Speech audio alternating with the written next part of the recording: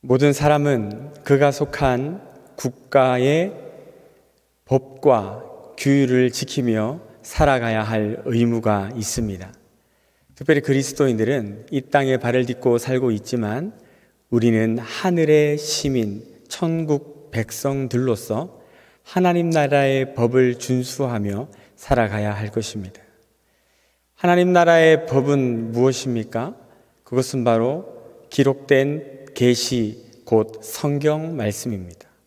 그 중에서 저는 오늘 이미 임했지만 아직 오지 않은 하나님 나라를 기다리며 살아가는 성도들이 기독교인들의 행동 강령, 윤리 준수 규정이라고 볼 수 있는 산상수훈의 한 부분을 통해서 우리가 어떻게 살아가야 되는가에 대한 내용을 고찰해 보고자 합니다. 오늘 방금 읽었던 본문 마태복음 5장 5절은 이렇게 말씀하고 있습니다. 온유한 자는 복이 있나니 그들이 땅을 기업으로 받을 것이요. 먼저 귀가 쏠깃한 표현이 들리지 않습니까? 땅을 기업으로 받을 것이요. 뭐야? 땅 주는 거야? 땅 준대. 이런 생각이 드십니까? 잠시 흥분을 가라앉히시고 오늘 이 성경 말씀을 차근차근 살펴보기를 원합니다. 먼저 땅을 기업으로 받는다. 이것은 어떤 의미가 있을까요? 여기서 기업으로 받다라고 말하는 클레로노메오라는 헬라어는요, 상속하다, 또 이어받다라는 의미를 가지고 있고요. 이 단어는 나할이라는 히브리어 단어와 비교가 되는 같은 뜻을 가진 단어입니다. 그리고 이 나할이라는 단어는요, 주로 하나님께서 이스라엘 백성들에게 땅을 분배하실 때, 땅을 배분해 주실 때 사용됐던 단어이기도 합니다. 여기서 우리는 이스라엘이라는 민족에게 땅이 어떤 의미를 가지고 있는가, 그것을 먼저 살펴보기를 원하는데요. 이스라엘에게 있어서 땅은요, 재산 형성을 위한 부동산 개념이 아니었습니다. 땅값이 오를 것 같은 지역에 건물을 세우고 거기에서 세를 받아 임대 수익을 높인다든지 투기를 목적으로 한다든지 그런 개념의 부동산이 아닌 것이지요. 그들에게 있어서 땅은 무엇입니까? 바로 하나님께 구속받은 자들이 장차 머물게 될 장소, 곧 천국을 예표하는 것이었습니다. 그러니까 이 온유한 자가 복이 있나니 땅을 기업으로 받을 것이요 할 때 이 땅은요, 현세에서 이루어지는 축복이 아니다라는 것이죠. 땅 이야기를 조금 더 하면요, 원래 온 땅은 창조주 하나님의 것이고 모두가 함께 나누는 공공재입니다. 그래서 구약에서는 희년법이라는 법이 그 때문에 하나님에 의해서 만들어지기도 했었지요. 49년이 지나고 50년이 되는 해에 자신의 원래 땅으로 돌아가고 또 남의 땅을 갖고 있었으면 원래 주인에게 돌려주는 것, 이것이 바로 희년법 아닙니까?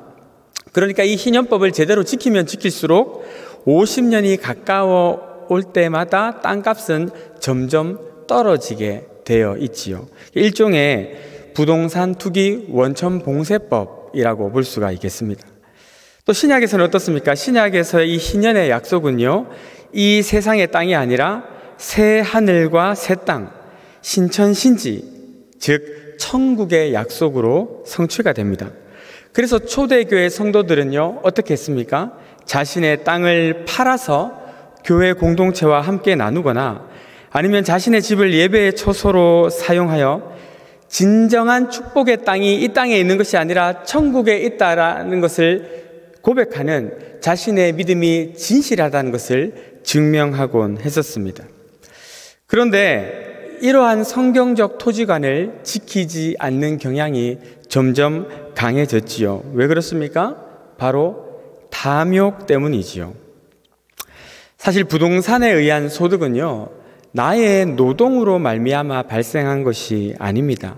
주변 이웃들의 활동이나 아니면 주위 지역의 발전 덕분에 생긴 이익이에요.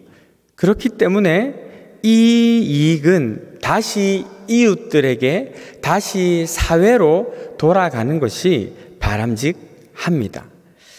그런데 아예 교회가 이 부동산 투기를 하는 것, 그리고 그 부동산 투기를 통해서 발생한 수익을 하나님의 은혜나 축복으로 생각한다는 것 자체가 타락의 징표고요. 그 바알의 토지법을 따르는 폐악의 증거라고 볼 수가 있습니다. 만일 교회가, 그리고 성도들이 부동산 가격 변동으로 인해서 발생한 시세 차익, 그 수익을요, 더 큰 건물을 세우고 사람들을 끌어모으는 데 사용하지 않고 가난한 자들과 소외된 자들을 위해서 이 땅에, 이 사회에 환원한다라고 생각해 보십시오. 이건요, 정말 눈물 나도록 하나님 영광 받으실 일 아니겠어요? 교회는 다르구나. 이 사람들 천국 하더니 진짜 천국 있는 거 아니야? 돈의 지배를 받지 아니하고 돈을 지배하는 사람들이구나. 이런 인정과 인식을 받게 된다라는 것이죠. 우리나라 사람들 땅 너무 좋아하지 않습니까? 그러나 그 욕심을 이 종교적인 힘을 빌어서 충족시키려 해서는 안 돼요. 어느 교회 중고등부 아이들에게 이렇게 장래 희망이 뭐냐 이렇게 물었답니다. 그랬더니 적지 않은 아이들이 건물주가 장래 희망이래요. 땅을 가지고 담보 잡아 건물 올려 세 받고 사는 것이죠. 여러분, 이거 망조예요, 망조. 우리 다 마찬가지입니다. 집을 샀는데, 아니면 땅을 조금 갖고 있는데 땅값이 오르는 걸 어떡하겠어요? 오를 수 있지요. 그런데 그때 내가 온유하게 살았더니 하나님이 땅을 기업으로 주시고 땅값을 올려주셨네, 이런 식으로 해석을 하는 것은 옳지 않다. 왜냐하면 하나님이 온유한 자에게 주시겠다고 약속한 땅은 그 땅이 아니기 때문입니다. 그럴 때는 이 차익을 어떻게 사용할까? 이 수입을 어디에 써야 주님이 기뻐하실까? 그거 고민하면서 주님의 마음과 눈물과 눈길이 머문 그곳을 향해서 흘려보내야 되는 것이죠. 그것이 이 땅이 아니라 약속의 땅을 소유한 자들이 살아가는 삶의 방식 아니겠습니까? 우리가 정말 소유하고 우리가 정말 바라보며 기뻐해야 될 땅은 이 세상에 있지 않습니다. 신실한 하나님의 백성들이 장차 유업으로 받게 될 땅은 영원한 천국, 하늘나라이기 때문이죠. 그러나 그 땅을 바라보는, 그 약속, 축복의 땅을 바라보는 믿음이 흐리면 흐릴수록 이 세상에 있는 땅에 대한 욕심이 커지게 되는 것입니다. 여러분 모두가 영원한 하나님의 도성, 땅값이 오를지 내릴지 걱정 안 해도 되고, 임대료가 비싸질까 염려하지 않아도 되고, 누구나 공평하고 평화롭게 자신의 상급대로 주어진 그 땅에서 왕노릇하며 살아가게 될 그 땅, 하늘의 부동산을 믿음의 눈으로 바라보시고 더 기뻐할 수 있게 되기를 예수님의 이름으로 축복합니다. 아멘. 그 다음 살펴볼 것은요, 바로 온유라는 단어입니다. 앞서 말씀드린 영원한 하나님 나라로서의 땅을 기업으로 받는 복을 얻으려면요, 온유한 자가 되어야 된다. 온유한 자가 되어야 된다. 그렇다면 이 온유가 뭘까요? 이 온유를 한자어로 보면 따뜻하고 부드럽다, 그것이죠. 성격이 부드럽고 온화해서 전혀 화를 낼 줄 모르고 모든 사람들과 마찰이 없이 지내는 사람을 온유한 사람이다, 그렇게 이야기해요. 틀린 말 아니죠. 그게 온유한 사람 맞습니다. 그러나 성경이 말씀하고 있는 온유한 사람은 어떤 사람인지에 대해서 좀 더 자세하게 살펴보기를 원하는 것이죠.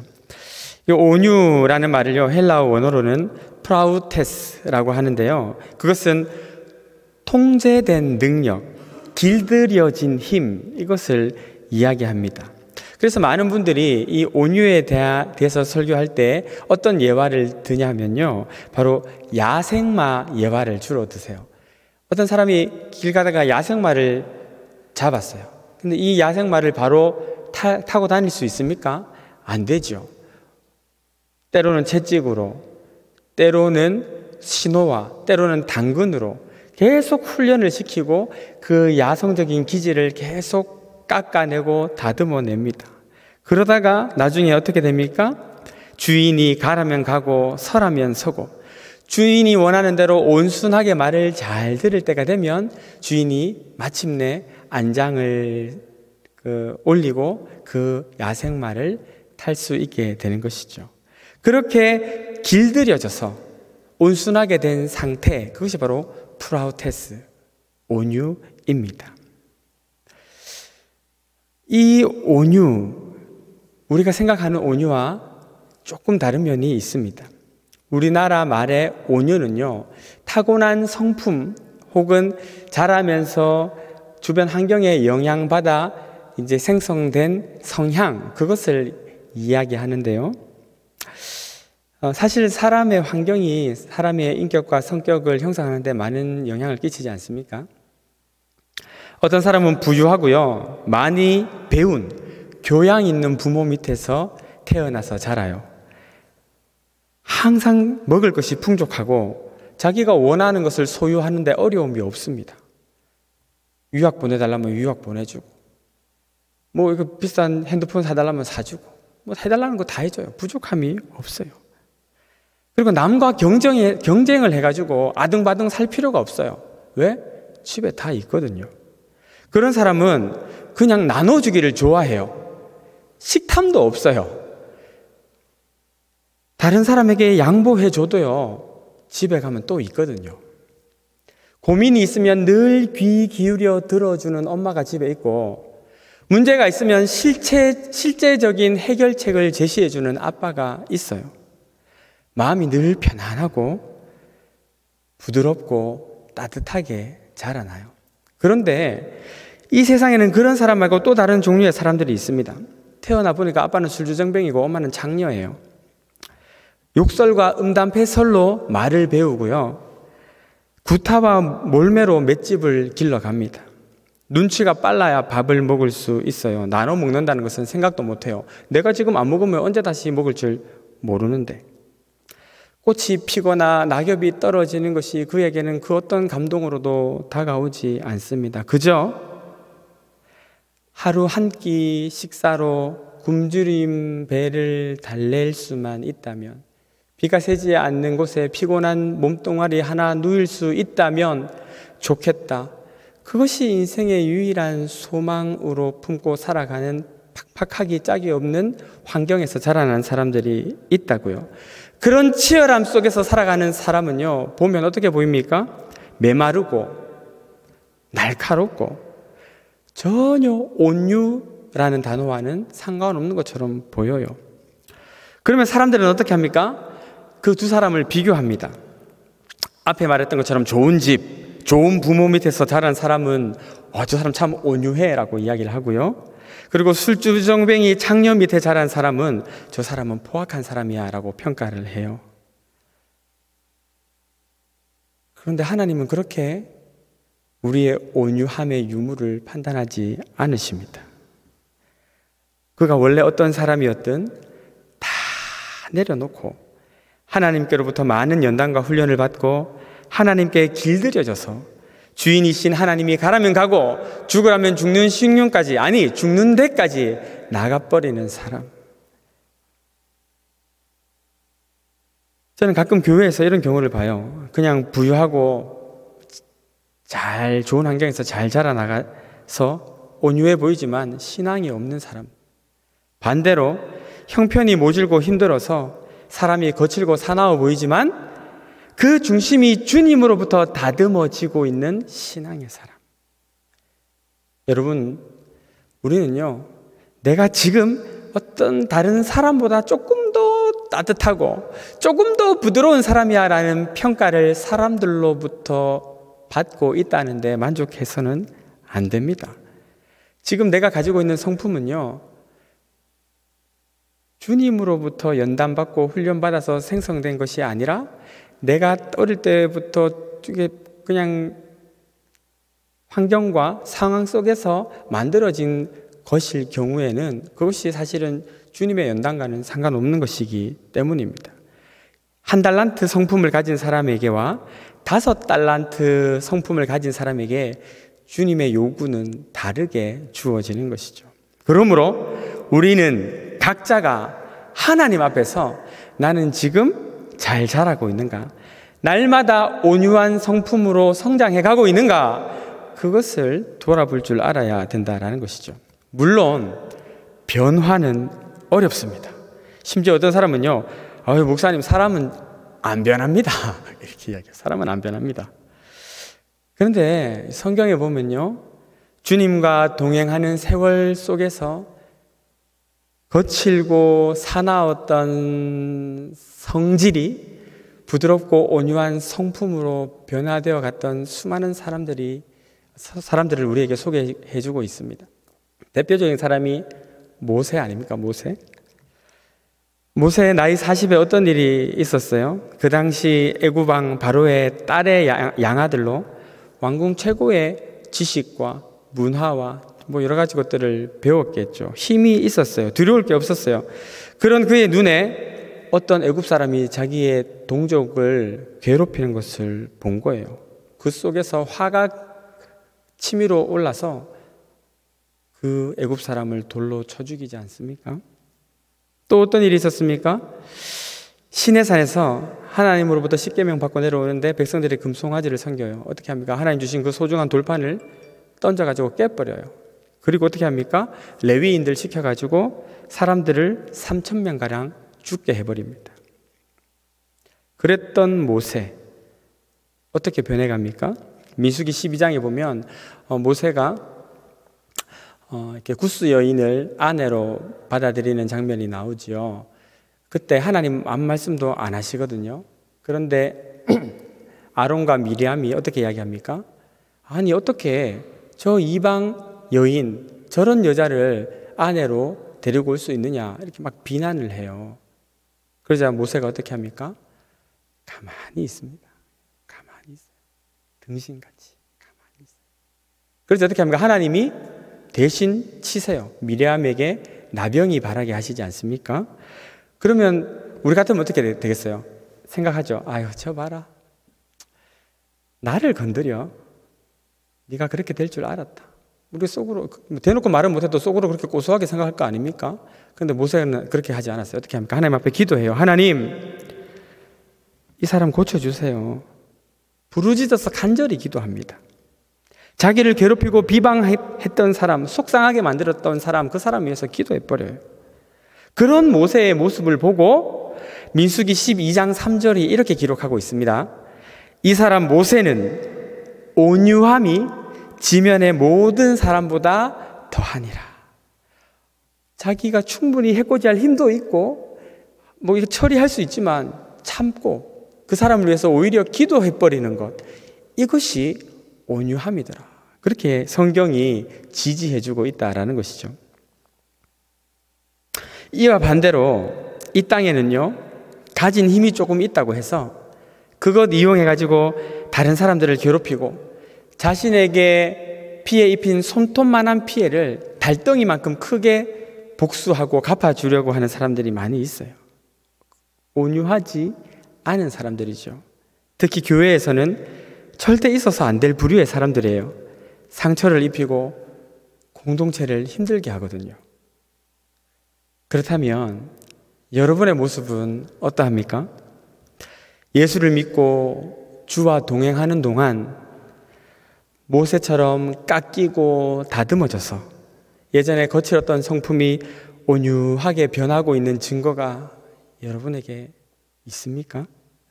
아니면 종교적인 가면을 쓰고 부드러운 말투와 온화한 표정을 짓고 있지만 그 속은 여전히 혈기로 가득 차 나 건드리는 사람 언제든지 해코지할 준비가 되어 있는 아주 이렇게 무장력이 강한 분들은 혹 계시지 않으십니까? 신약에서 이 온유한 사람을 찾아보면요, 바로 스데반을 들 수가 있습니다. 사도행전 7장에 보면 스데반의 순교 장면이 나오는데요. 스데반이 복음을 전할 때 사람들이 듣기 싫다고 또 돌로 쳐 죽이려고 하잖아요. 그때 스데반이 그 사도행전 7장 55절에 보면 스데반의 상태를 이렇게 이야기하고 있어요. 스데반이 성령이 충만하여 하늘을 우러러 주목하여 하나님의 영광과 및 예수께서 하나님 우편에 서신 것을 보고, 스데반의 상태가 지금 성령 충만한 상태, 우리가 그렇게 원하고 기도하는 성령 충만한 상태인데, 이 얼만큼 성령이 충만했냐면요, 영안이 확 열려가지고 하나님의 영광을 보고 예수께서 하나님 보좌 우편에 서신 것을 볼 정도로 성령이 충만한 상태였어요. 대단하지 않습니까?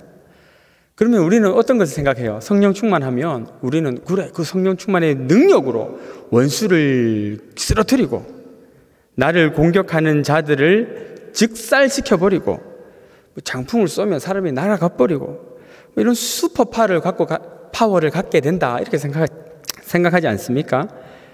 그런데 그렇게 성령 충만했던 스데반이 한 일 뭔지 아시죠?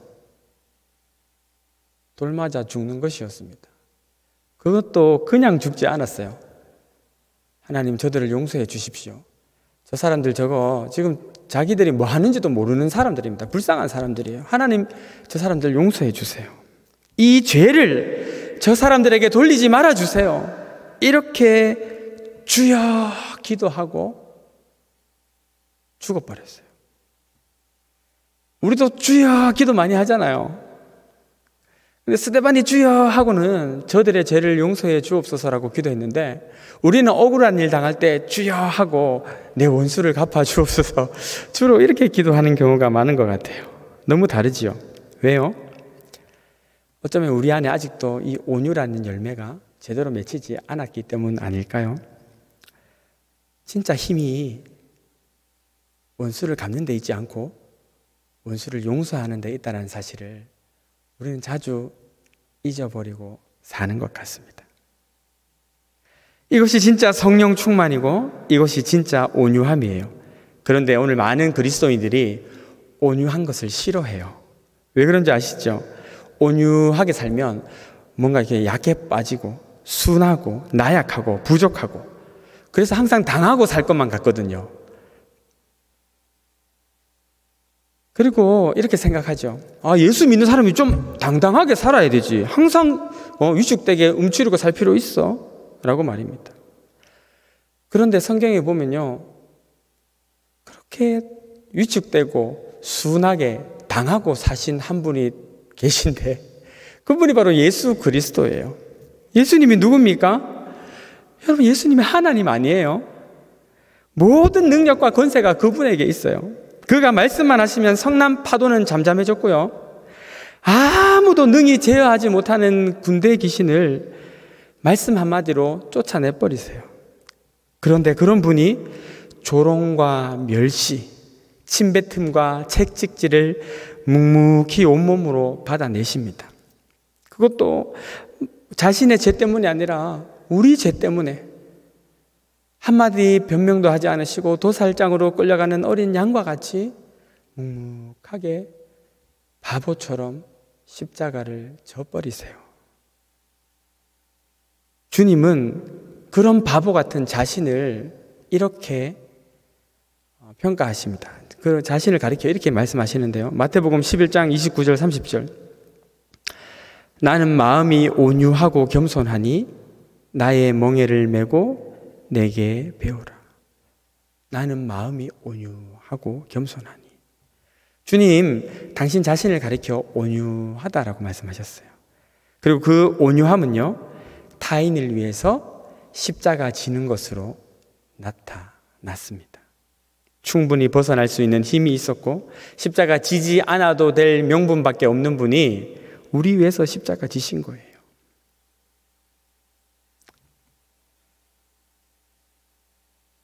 우리는